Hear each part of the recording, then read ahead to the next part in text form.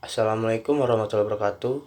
Kami dari kelompok 12 ingin mempresentasikan hasil diskusi kami yang berjudul tentang Forex Management.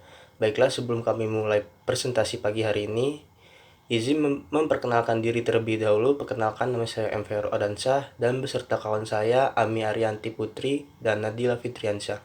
Baiklah, materi pertama akan disampaikan oleh Ami Arianti.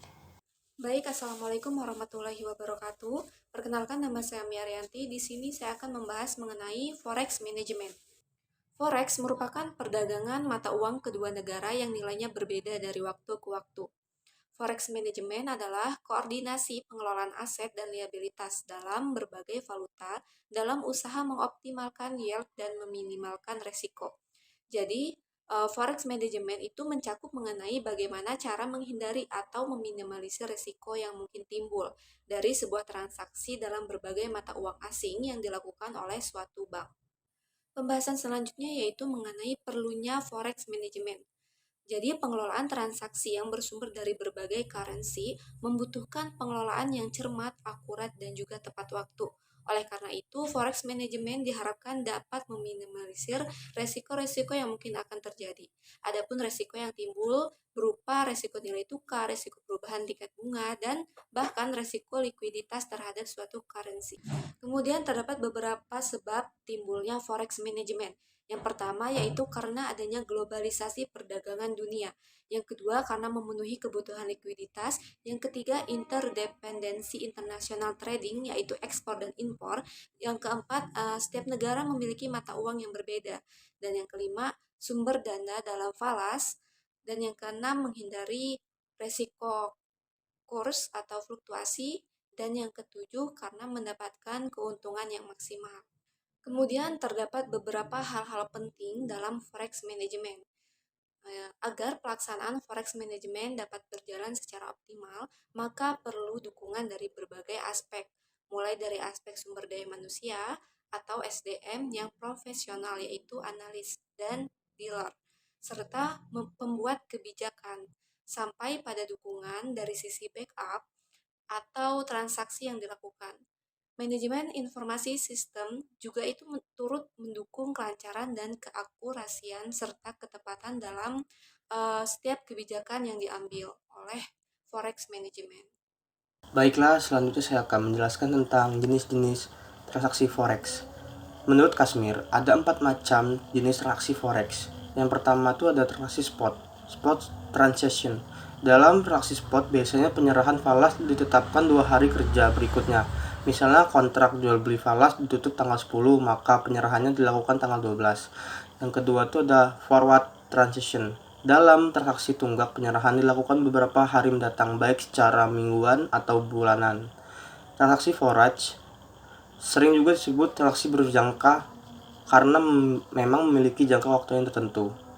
Kurs ditetapkan pada kontrak dilakukan tetapi pembayaran beberapa waktu mendatang sesuai dengan jangka waktunya. Yang ketiga ada transaksi barter atau swap transaction. Transaksi barter adalah kombinasi antara pembeli dan penjual untuk dua mata uang secara tunai yang diikuti membeli dan menjual kembali mata uang yang sama secara tunai dan tunggak secara simultan dengan batas waktu yang berbeda. Tujuan dari transaksi barter untuk menjaga kemungkinan dari kerugian yang disebabkan perubahan kurs. Yang keempat ada transaksi opsi atau option transaction. Transaksi opsi adalah transaksi jual beli hak, bukan kewajiban untuk membeli call atau menjual put untuk suatu mata uang lainnya dengan penetapan kurs sekarang tapi realisasinya dilakukan pada waktu yang akan datang sesuai dengan kontrak yang disepakati. Baiklah, selanjutnya akan disampaikan oleh saudari Nadila. Dipersilakan. Baiklah, saya di sini akan menjelaskan mengenai materi yang ketiga yaitu implementasi forex di bank. Adapun penerapan forex di beberapa bank di Indonesia antara lain yang pertama ialah Bank Danamon, di mana di sini Bank Danamon menyediakan layanan jasa perbankan dalam memenuhi kebutuhan uang nasabah dengan kurs yang kompetitif dan pilihan mata uang yang beragam. Yang pertama yaitu Forex Exchange Today, Forex Exchange Tomorrow, dan Forex Exchange Spot. Yang kedua yaitu Forex Exchange Forward. Yang ketiga yaitu Forex Exchange Web. Yang kedua ialah Bank BJB, Bank Pembangunan Daerah Jawa Barat dan Banten. Transaksi forex di Bank BJB melalui layanan BJB Tips FX sebuah electronic trading system yang menyediakan fitur transaksi secara real-time antara dealing room divisi Tresor dengan kantor cabang divisi Bank BJB untuk mengakomodir kebutuhan transaksi valuta asing Anda. Yang ketiga ialah Bank Syariah Mandiri. Pertukaran mata uang rupiah dengan mata uang asing atau mata uang lainnya yang dilakukan oleh BSM dengan nasabah harus memenuhi karakteristik. Yang pertama yaitu transaksi jual beli menggunakan akad sharp, yang kedua yaitu menggunakan kurs jual beli yang diterapkan oleh Bank Syariah Mandiri, yang ketiga yaitu perhitungan kurs jual beli valuta asing harus didasarkan pada valuta rupiah, yang keempat yaitu jual beli valuta asing dapat dilakukan dengan tunai atau pendebetan rekening. Yang kelima yaitu banknos yang diperjualbelikan harus tanpa cacat dan sesuai dengan ketentuan Bank Syariah Mandiri. Dari beberapa bank di atas dapat diambil kesimpulan bahwa bank mengambil peran dalam pasar forex, yaitu menunjukkan bahwa tanpa adanya bank, pasar forex sulit untuk berlangsung.